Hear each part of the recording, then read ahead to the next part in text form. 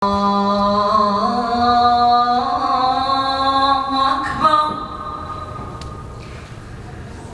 أن لا إله إلا الله.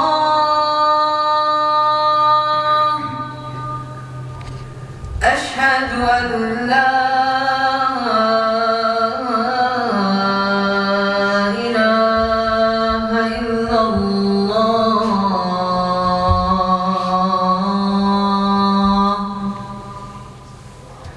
أشهد أن محمد رسول الله.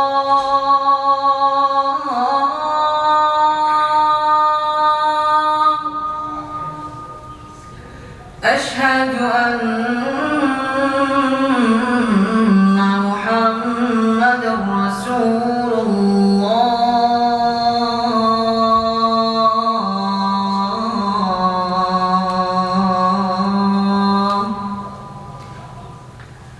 حي على الصلاة.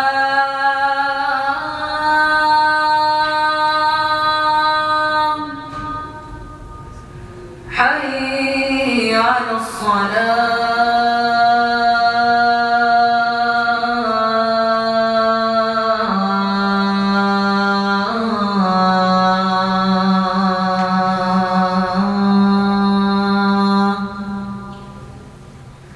حي على الفلاح.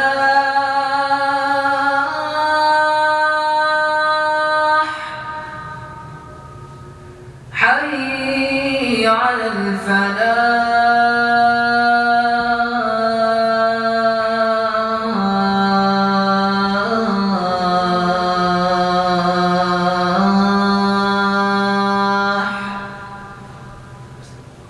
الله أكبر. الله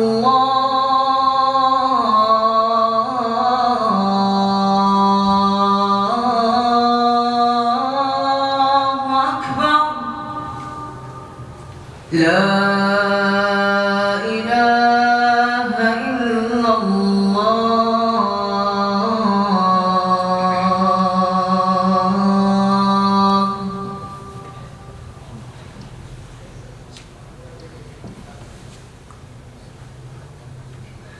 بسم الله الرحمن الرحيم.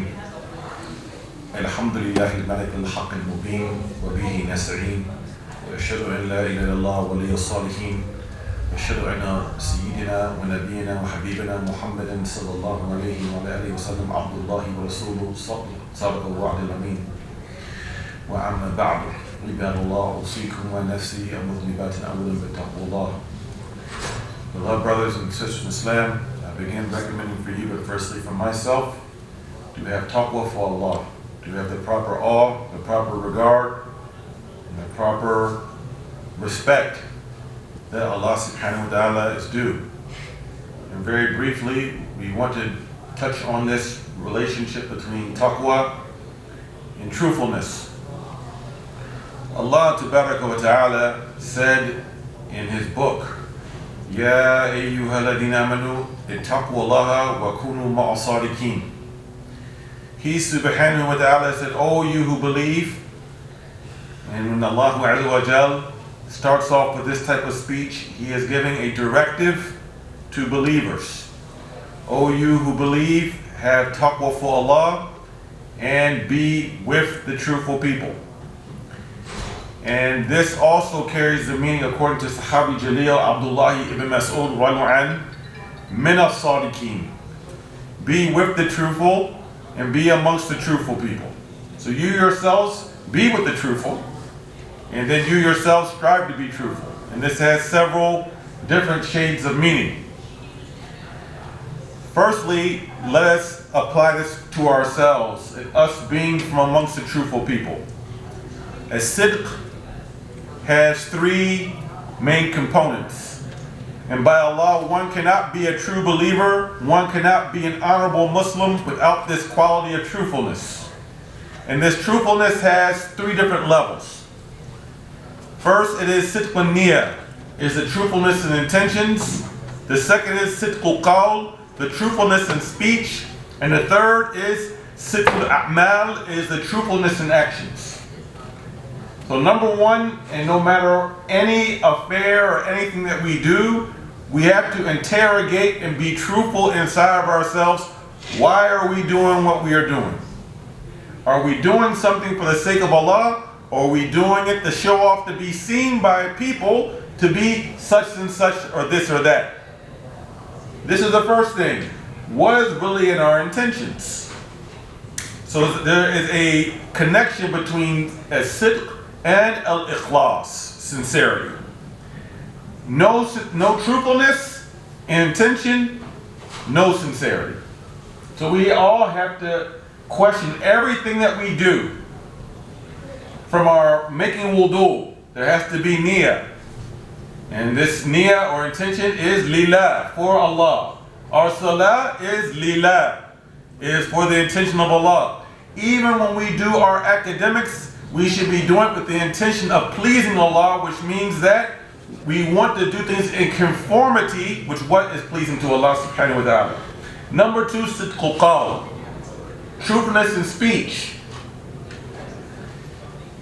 We as Muslims are supposed to be truthful in our speech. It's not just the intention of saying truthful words, it is that we investigate and we verify that what we are saying is actually truthful.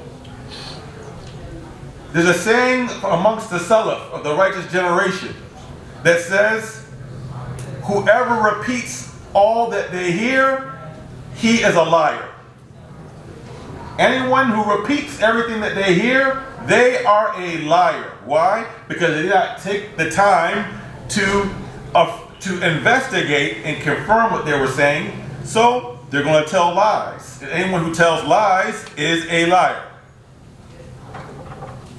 The third is truthfulness in our actions. That not only do we want to do things in conformity with the truth, but it is very important for us to keep our promises and keep our trusts. Abu Bakr Siddiq radiallahu anhu said in his inaugural khutbah when he became Khalifa, he said, "As-sidqu amana wa kadhibu khiyana." As-sidqu amana wa kadhibu khiyana. The truth is an amana. It's a sacred trust. And lies, or not telling the truth, is khiyana. It is treachery. It is treachery. So when we say we're going to do something, we should do it. If we're supposed to start something on time, we start on time. If we say we're going to be somewhere at a time, we do it. One of the things that you young generation needs to change, that you learn bad habits from my generation and from your uncles and aunties. This whole thing that we call Muslim time, or it's African time, or Daisy time, or Arab time. When you have a wedding, a shadi, or you have some other event, you start 2-3 hours late. That's lying. That's not keeping your trust. The most precious thing you have in your life of a commodity is time. Once you lose time, you can never get it back. If you lose money, maybe Allah will allow you to get your money back. If you get sick and lose your health, maybe Allah subhanahu wa ta'ala will bless you for you to get your health back.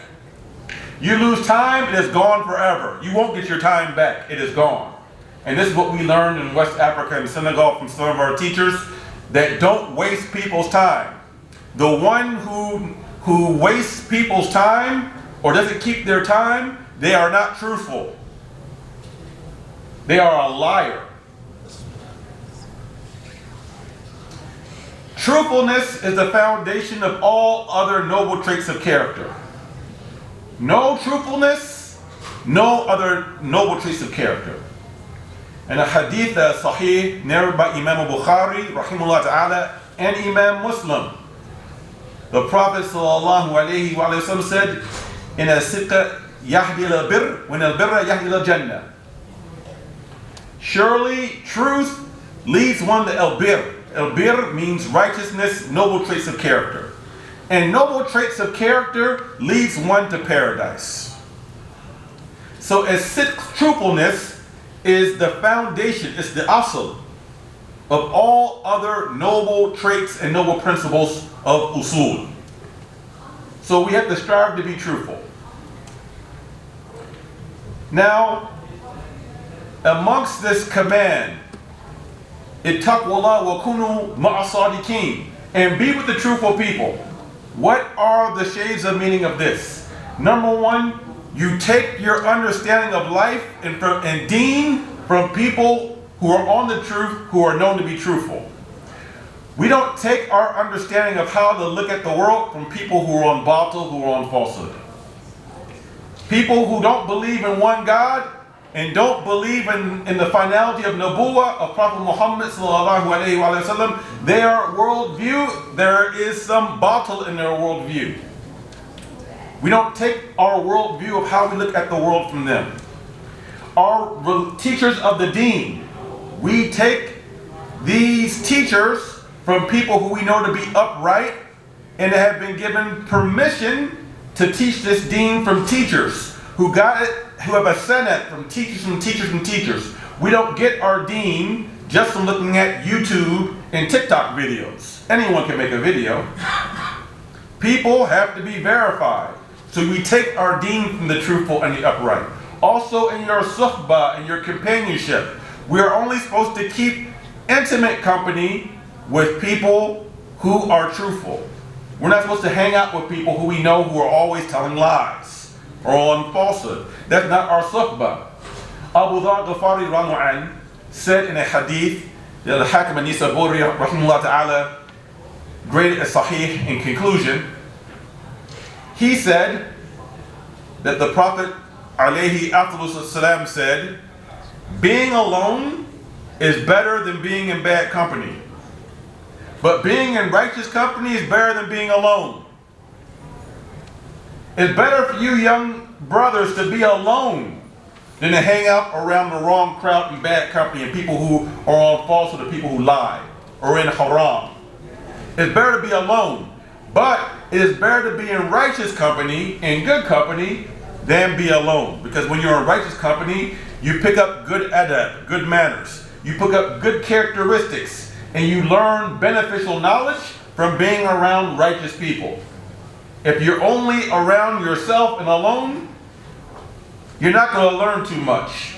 Why? Because you only know a little bit. You don't know much, especially when you're young. You haven't got to the age of wisdom to know too much. So we ask Almighty Allah subhanahu wa ta'ala to make us be amongst the truthful people. To have us have truthful intentions, to speak the truth, and to act upon the truth. We ask Almighty Allah to keep us to the people who respect other people's time and keep our amana. And when we borrow something from someone, we give it back to them in the same condition that we got it. We ask Almighty Allah subhanahu wa ta'ala to have us be of those who respect their parents and respect their elders and show deference to our righteous predecessors that came before us. أقول قولي هذا أستغفر الله لكم أستغفروه إنه هو الغفور الرحيم.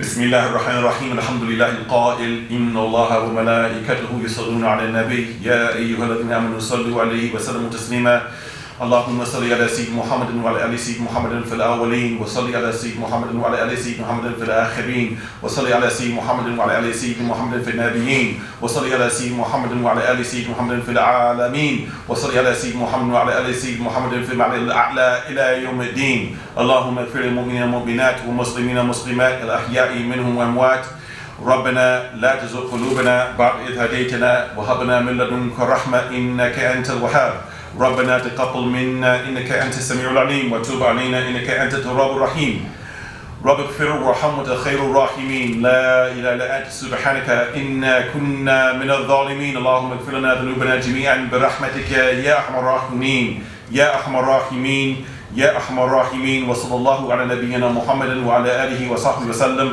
سبحان ربك بالعزة عما يصفون وسلام على المرسلين والحمد لله رب العالمين أقيموا الصلاة